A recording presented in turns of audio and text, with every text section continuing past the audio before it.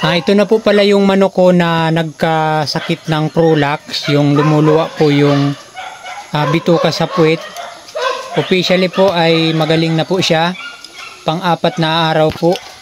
Pero bawal pa rin po itong paitlogin kasi may sugat pa po yan. So ayan po oh. Kung napanood nyo po yung nakaraan ko pong video ay talagang luwa po yung puwet niyan. Ngayon po ay ayan, bumalik na po siya sa dati. Kung gusto mo po na malaman kung ano po yung mga ginawa ko at ano po yung mga ginamot ko, sana po ay tapusin mo po ang aking video para in case po na magkaroon po ng sakit yung ganitong manok mo ay may apply mo rin po.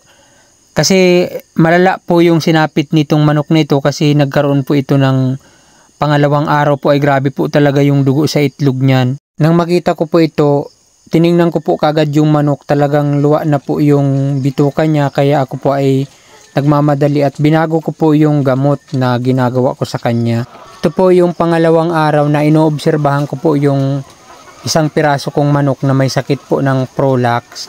Habang nagkukulik po ako ng mga itlog bago magpakain ng manok ay tumambad po sa akin yung may sakit po na prolax ay nag-itlog po ng mayroon pong dugo.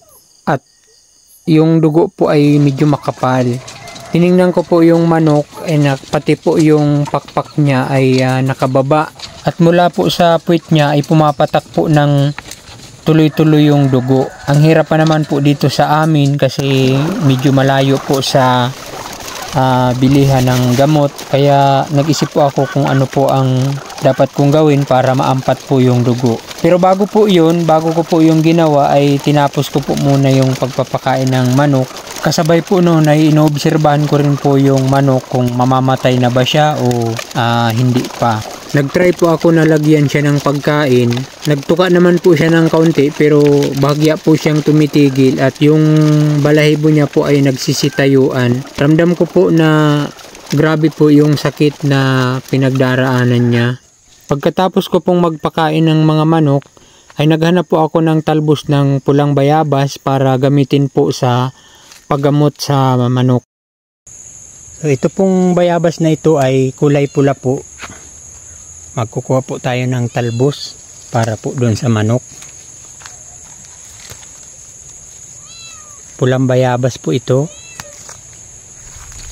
Dapat po ay marami yung gamitin na ganito para mabisa po yung gamot. Ang gagawin ko po dito ay lalagayin ko po siya para makuha po natin yung katas. At ito po yung panglilinis ko muna doon sa sugat ng manok sa puwet kasi masyado na pong madumi gawa po ng nagdapa yung manok nung medyo masakit na po siguro yung puwet niya, marami na pong dumi, kaya dapat ay lilinisin po muna natin ito. So ayan, ito na po. Katapos mo po palang ilaga yung talbos ng pulang bayabas, dapat po ay ganito na po yung maging kulay niya. Ayan po. Aalisin mo po yung dahon, tapos ganyan na po yung sabaw niya, ganyan na po yung kulay oh. Medyo maitim-itim na po siya para po mabisa siya. Pero bago mo po siya gagamitin sa manok, dapat po ay hindi po mainit, dapat po ay maligamgam. So ayan, sa pagkakataon po na ito ay nagmamadali na po ako dito dahil bigla ko pong naisip na baka sa kaka-video ko po ay patay na pala yung manok na gagamutin ko nito. Medyo natagalan nga po ako pagkuha kasi po ay tiningnan ko po muna kung magagamot ko po ba o hindi na kasi patuloy po yung pagpatak ng dugo sa puwit niya. Napakalangsa po ng amoy niya. Medyo nakakadiri. Ito na po yun, yung may sakit na prolax. Nilalayo ko po siya sa akin kasi medyo nadidiri po akong mapatakan ng dugo kasi may mga kasama pong ipot tsaka iba po talaga yung amoy. Ito na po yung panghuhugas ko.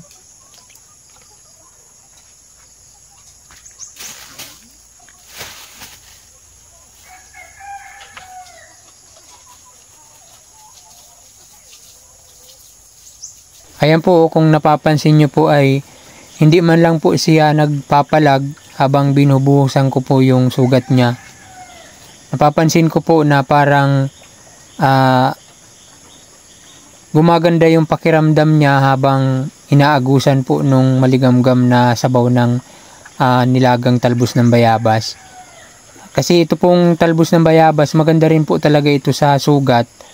And then pagkatapos ko po siyang buhusan ng hugasan ng talbos ng bayabas, hindi pa rin po naampat yung dugo. Kaya ang ginawa ko po diyan ay ginupit ko po yung isang piraso ng antibiotic, tsaka ko po siya tinaktak dun sa sugat niya sa puwet, dun po sa mga nakalabas na bituka.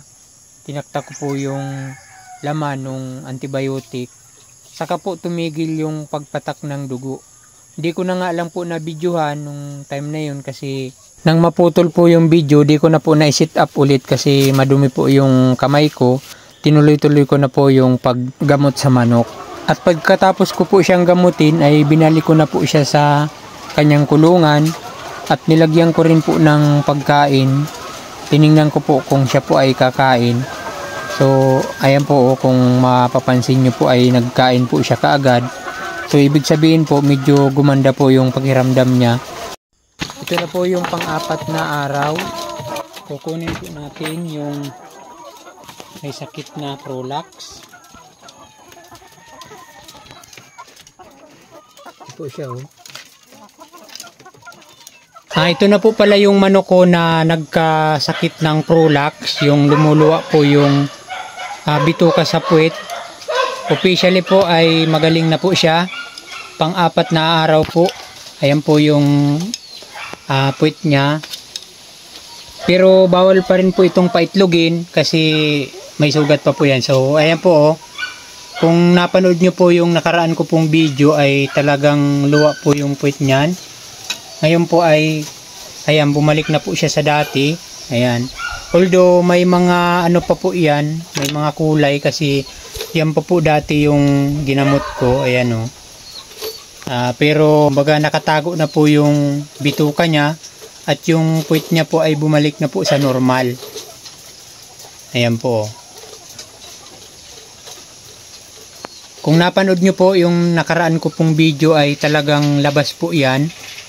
Ngayon po ay balik na po siya sa dati. Pero pagka mga ganito po, bawal pa rin po siyang paitlogin. Bawas ka po sa pagkain and then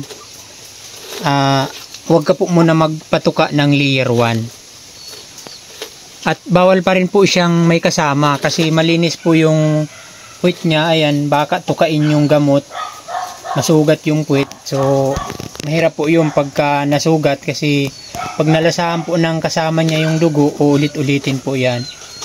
So kaya dapat po ay wala pa rin po siyang kasama. Nilabas ko lang po siya rito para ipakita po kung ano po yung naging resulta nung paggagamot ko dito. So ang talagang nakapagaling po dyan kasi ito po ay nag-itlog po yan ng nagkasakit po siya ng linggo and then Lunes po ng hapon ay nag-itlog po siya ng may dugo. And then ngayon naman po ay Miyerkules po ng hapon. So yan na po yung resulta niya. Okay na po siya, oh.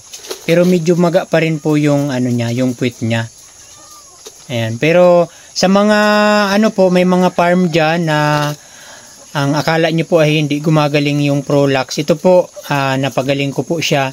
Sa ibang farm po kasi lalong-lalo na pagka maramihan yung manok, di na po ginagamot yung ganto kasi ang akala po nila ay hindi na gumagaling. So ito po, nasubukan po natin, gumaling siya 4 na araw. So hanggang dito na lang po yung aking video. Maraming salamat po sa inyong panonood. At kung nagustuhan mo at kung nakatulong po sa iyo ang aking video, papalo naman po ako at pa-share na din po para makatulong din po tayo sa iba. More power po. God bless!